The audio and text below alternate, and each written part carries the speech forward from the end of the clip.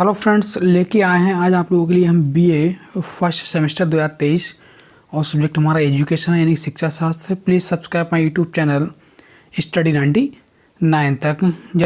जैसा कि आप लोगों को पता है, इस समय हम यूनिट सेकंड देख रहे हैं और यूनिट सेकंड में हम क्या कर रहे हैं, इसके 3 लेक्चर हो चुके हैं, lecture first, second and third. यदि आप नहीं देखे हैं तो प्ले स्टोर में जाके आप देख लीजिएगा। और आज हम यूनिट सेकंड के सारे ऑब्जेक्टिव क्वेश्चन हम लोग आज देखेंगे। जितने ऑब्जेक्टिव क्वेश्चन दिए हुए हैं यूनिट सेकंड में, वो सभी यहाँ पर हम मोस्ट इंपोर्टेंट क्वेश्चन देख लेंगे। चलिए बिना देरी की वीडियो को हम स्टार्ट करते हैं। क्वेश्चन नंबर एक हमारा है शिक्षा का कार्य असहाय प्राणी के विकास में सहायता पहुँचाना है ताकि वह सुखी और कुशल नागरिक बन सके। ये कथन किस शिक्षा शास्त्री का है? तो कि जॉन ड्यूवी का है, टी रेमांड का है, महात्मा गांधी का या रूसो का है? तो इसका जो राइट आंसर होगा, ये जो कथन है वो आपका जॉन ड्यूवी का है, यानी कि ऑप्शन फर्स्ट इसका राइट आंसर होगा जॉन ड्यूवी। चलिए क्वेश्चन नंबर हम सेकंड देखते हैं। हमारा सेकंड है शिक्षा का कार्य है। तो शिक्षा का कार्य क्या होता है? क्या शारीरिक विकास करना होता है, चारित्रिक विकास करना होता है, सामाजिक सुधार होता है या सर्वांगीण विकास होता है? तो शिक्षा का जो प्रमुख कार्य जो होता है वो सर्वांगीण विकास करना होता है। ऑप्शन नंबर फोर्थ इसका राइट आंसर होगा। चलिए आगे बढ़ते हैं। क्वेश्चन नंबर हमारा थर्ड रहेगा, शिक्षा का प्रमुख कार्य है। तो शिक्षा का प्रमुख कार्य क्या होता है? ज्ञान देना होता है, मनुष्य को मानव बनाना होता है, व्यावसायिक कुशलता देना होता है, नेता तैयार करना होता है। तो शिक्षा का जो प्रमुख कार्य होता है वो होता है मनुष्य को मानव बनाना, यानी कि ऑप्शन नंबर फर्स्ट सेकंड इसका राइट आंसर होगा। चलिए आगे बढ़ते हैं। क्वेश्चन नंबर हमारा 4 रहेगा, नेतृत्व के लिए प्रशिक्षण का कार्य शिक्षा का किस प्रकार कार्य है? क्या मानवीय कार्य है, सामान्य कार्य है, राष्ट्रीय जीवन में कार्य है, उपरोक्त में से कोई नहीं? तो इसका जो राइट आंसर होगा वो होगा आपका राष्ट्रीय जीवन में कार्य। ऑप्शन नंबर थर्ड इसका राइट आंसर होगा। चलिए हम आगे बढ़ते हैं। क्वेश्चन नंबर हमारा 5 रहेगा कि अवकाश काल का आशय ऐसे समय से है जिसमें व्यक्ति अपनी शारीरिक, आर्थिक, स्वास्थ्य संबंधित आध्यात्मिक आवश्यकताओं को बाध्य होकर कार्य नहीं करता। ये परिभाषा किसकी है? तो ये जो परिभाषा दी है वो आपकी रंगनाथन की है, यानी ऑप्शन नंबर फर्स्ट इसका राइट आंसर होगा रंगनाथन। चलिए क्वेश्चन नंबर हम 6 देखते हैं। क्वेश्चन नंबर 6 हमारा है, अवकाश काल का सदुपयोग किस बात में है? आत्मसंतुष्टि में है, सामाजिक गतिविधियों में है, खेल कूद में या हस्तकार्यों में है? तो इसका जो राइट आंसर होगा वो होगा आत्मसंतुष्टि, यानी कि आत्मसंतुष्टि में अवकाश का सदुपयोग होता है। अवकाश काल का सदुपयोग होता है, यानी कि जिस कार्य में आप संतुष्ट हों। जैसे किसी व्यक्ति छुट्टी है, अवकाश है, तो अवकाश में आप जो कार्य कर रहे हैं, अगर यदि आपको उस कार्य में संतुष्टि प्रदान हो रही है तो वो आपका सदुपयोग है। चलिए आगे बढ़ते हैं। क्वेश्चन नंबर हमारा 7 रहेगा,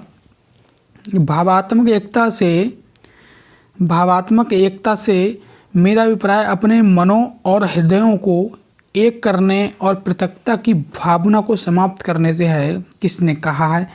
तो ये बात जो बोली है वो आपकी पंडित जवाहरलाल नेहरू के द्वारा कही गई है। चलिए हम आगे बढ़ते हैं। क्वेश्चन नंबर हमारा 8 रहेगा, राष्ट्रीय एकता में कौन सा तत्व बाधक है? कि राष्ट्रभाषा बाधक है, सांप्रदायिकता बाधक है, साक्षरता बाधक है या आर्थिक समानता बाधक है?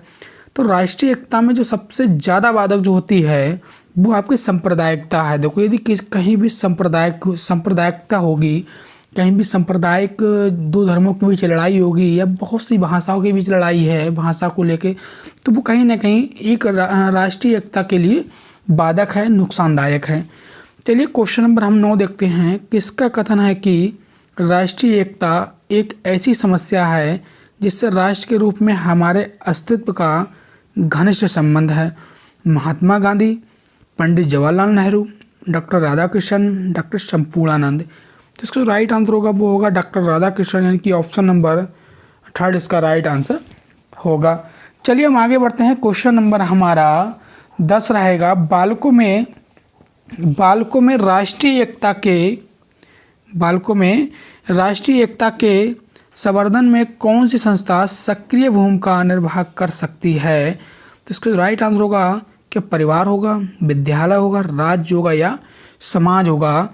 तो बालकों की राष्ट्रीय एकता में संवर्धन में जो संस्था सक्रिय भूमिका निभा सकती है वो आपका विद्यालय है, यानी कि ऑप्शन नंबर सेकंड इसका राइट आंसर होगा। चलिए आगे देखते हैं। क्वेश्चन नंबर 11 हमारा है, राष्ट्रीय एकता के लिए भावात्मक एकता समिति का गठन कब किया गया। सन 1961 में किया गया, 1972 में किया गया, 1985 में किया गया, सन 1990 में किया गया। तो इसका जो राइट आंसर होगा वो होगा सन 1961, ऑप्शन नंबर फर्स्ट इसका राइट आंसर होगा सन 1961।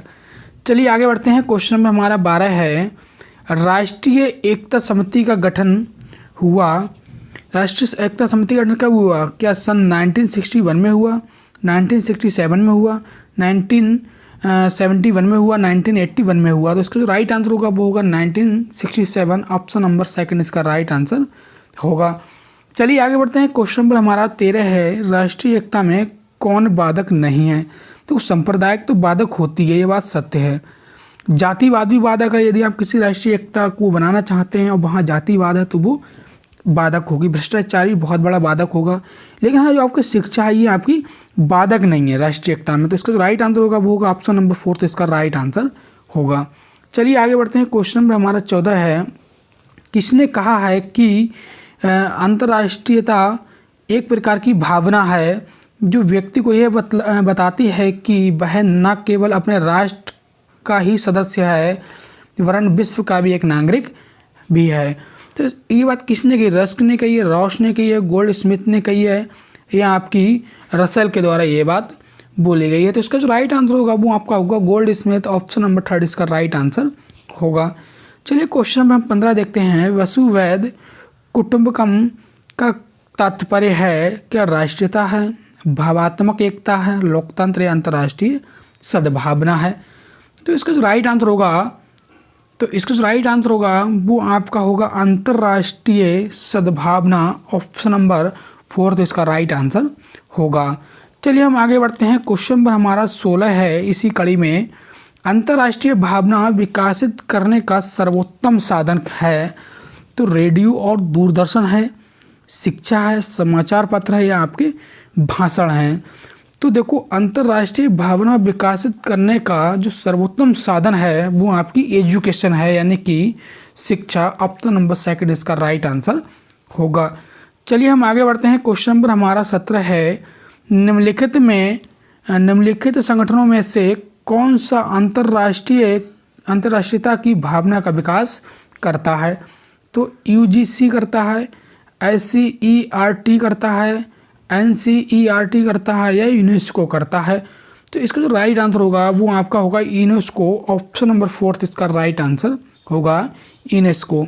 चलिए हम क्वेश्चन नंबर 18 देखते हैं, किसने कहा है मानवीय संसाधनों के अंतर्गत ये साधन सम्मिलित किए जाते हैं, समय, शक्ति, रुचियाँ, योग्यताएँ, कौशल, ज्ञान और अभिवृत्तियाँ। ये परिभाषा हमने क्वेश्चन में कराई भी है, आप देख लीजिएगा प्ले स्टोर में जाकर। तो इसका जो राइट आंसर होगा वो होगा आपका gross and cradle, option number 5 इसका राइट आंसर होगा।